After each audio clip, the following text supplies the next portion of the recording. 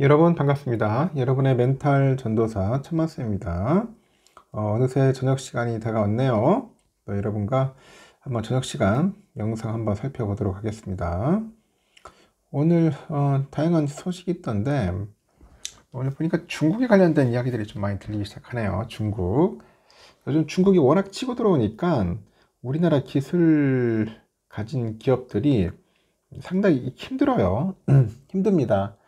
이러다가 다 뺏길 수도 있지 않을까, 중국한테 먹힐 수도 있다는 그런 위기감이 있죠. 위기감. 위기감 도사리고 있는데 이런 상황에서 정부는 과연 무엇을 하고 있는지, 우리 정치인들은 과연 어떻게 해법을 찾고 있는지 좀 답답합니다. 정부와 정치인들, 기업들 좀 사업할 수 있도록, 연구개발할 수 있도록 잘 보호도 해주고 지원도 해줘야 할 거 아닙니까? 나중에는 결국 다 뺏길 것 같아요, 중국한테.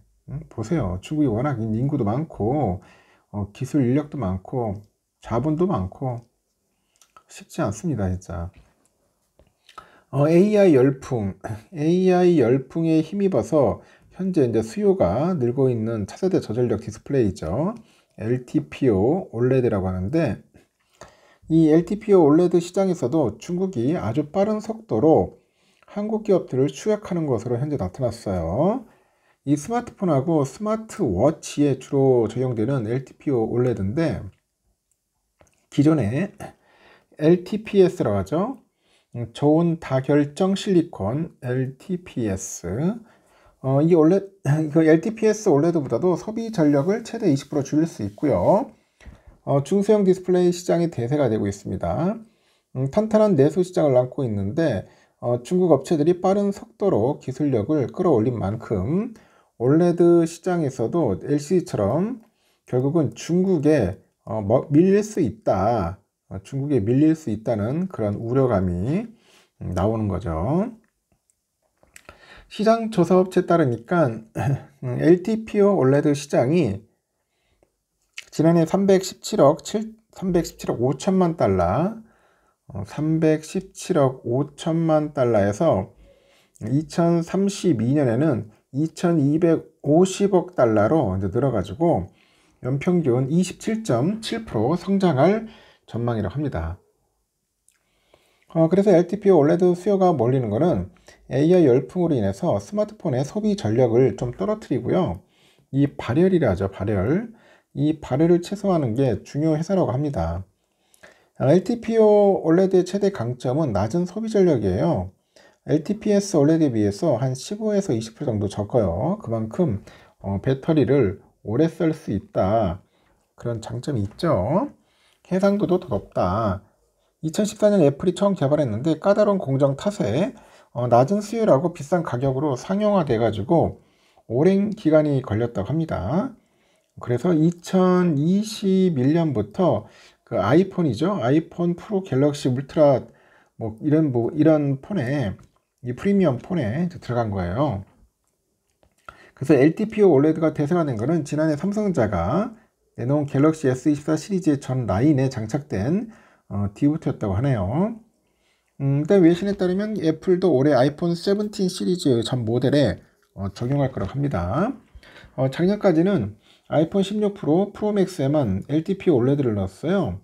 시장조사 업체 옴디아가 이런 점을 감안해서 스마트폰용 OLED 시장에서 LTPO 관련해 가지고 LTPO OLED 점유율이 2023년 51.5에서 2030년 83.4%까지 상승할 것으로 내다보고 있습니다. 2년 전만 해도 그 LTPO OLED 시장은 한국의 동무대였어요. 삼성 디스플레이랑 LG 디스플레이의 그 LTPO OLED 시장 점유율이 23년 1분기 95.7에 달했는데 올 1분기에는 71.8로 71.8%로 쪼그라들어요. 쪼그라들고 같은 기간 BOE나 CSOT, 비전옥스 등 중국 점유율이 4.3에서 27.8%로 이제 확대가 되는 거죠. 확대. 중국이 LTPO OLED 기술을 확보하면서 이 자국산 스마트폰에 이 본격적으로 이제 장착하기 시작하는 것 같아요. 장착. 그래서 업계 관계자도 중국의 그 올레드 시장의 추격 속도는 과거의 LCD의 그 시장보다도 빠르다, 이렇게 언급을 하는 겁니다. 삼성과 LG는 그 신기술을 통해서 시장 방어에 나선다는 계획인데, 삼성이 최근에 선보인 차세대 디스플레이죠. 전개 발광 퀀텀 닷, 이게 대표적이네요. 이 제품의 그 휘도가 400니트로 지금까지 공개된 제품 중 최고 밝기입니다.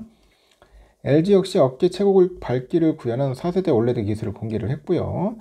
투에서는 또 확장 현실과 가상 현실, 이런 기기 등에 적용되는 올레더스하고 롤러블 디스플레이 등 차세대 기술 개발에도 적극 나서고 있다고 합니다. LTPO 올레드 역시 고도화할 계획 같아요. LG랑 삼성이 한국, 미국, 중국 등 이 5개국에 5개국에 출원한 LTPO 올레드 특허 건수가 각각 649건, 376건인데 중국 기업에 비해서는 압도적으로 많다. 그래서 삼성과 LG가 LTPO 올레드 관련 특허를 여러 보유한 만큼 중국이 쉽게 따라오기는 힘들 거라고 합니다. 하지만 LCD를 비롯해서 거의 모든 산업에서 중국이 아주 빠르게 추격하는 만큼 방심할 수는 없다, 그런 이야기입니다. 이런 걸 보면은 진짜 중국 애들이 상당히 참 무섭게 치고 올라온다는 것을 우리가 다시 한번 알 수 있는 겁니다. LCD는 거의 다 먹혔고, 이제 OLED까지도 이제 먹혀버리면 이제 갈 곳 없다, 이제 더 이상 없습니다. 특히 전자제품의 OLED 상당히 중요하다 보니까 이런 이야기들이 있더라는 겁니다. 그리고 또 재밌는 게 뭐냐면, 기관 애들이 이제 최근에 한 달간 삼성전자 등 저평가주 중심으로 매수를 이어간다고 하네요. 한국거래에서 보면 5월 2일부터 지난 2일까지 종가 기준으로 기관 애들은 유가증권 시장에서 총 1조 6,114억 정도를 순매수했고, 같은 기간에 외국인들이 1조 한 1,350억 정도 사들였대요. 개인들은 3조 1,585억 정도 순매도를 했고요. 다행이네요. 외인들은 사고, 그리고 개미들은 팔고, 뭐 그런 모양새를 보인 겁니다. 기관의 매수세는 삼성전자를 중심으로 유입이 됐고, 해당 기간 삼성전자 순매수 금액은 2,485억입니다. 그리고 가장 컸고, 한국전력 2,121억, 하이닉스 1,991억, D를 이었습니다. 시장에서는 삼성전자의 그 반도체 경쟁력 회복과 매력이 크게 작용한 것으로 이제 분석되는 거죠. 신한투자에서도 삼성전자는 최근에 그 지지선을 딛고 반등을 모색하고 있는데, 기술적 반등보다는 자사주 매입과 저가 매수에 유의했다는 수급적 반등의 성격이 강하다고 하죠. 다만 환율 안정과 대외 불확실성 완화 속에서 외국인 수급이 유입될 경우 추가 상승 여지도 열려 있다고 합니다. 전문가들은 삼성전자의 실적 회복세가 더디고 있는데, 이런 상황에서 구조적인 재편과 기술의 경쟁력 회복이 중장기 투자 매력으로 작용한 것으로 보고 있는 것 같습니다. BNK에서도 그래요. 삼성전자는 AI 그 노출도가 낮고 이 모바일과 중국 의존도가 높은 사업 구조를 보유하고 있습니다. 수율 개선과 함께 제조 경쟁력을 회복 중이고, 내년 HBM4 등에서 경쟁력 확보 여부가 중요하다고 언급을 하죠. 실적 개선 속도가 기대에 못 미쳐서 목표 주가는 기존 대비 하향한 69,000원으로 조정을 하되, 반도체 경쟁력 강화에 기반해서 매수기를 유지한다고 합니다. 하여튼 이런 식으로 또 이야기하는 증권사 있다는 것도 참고하시기 바랍니다. 여기까지 하겠습니다. 저녁 맛있게 드세요.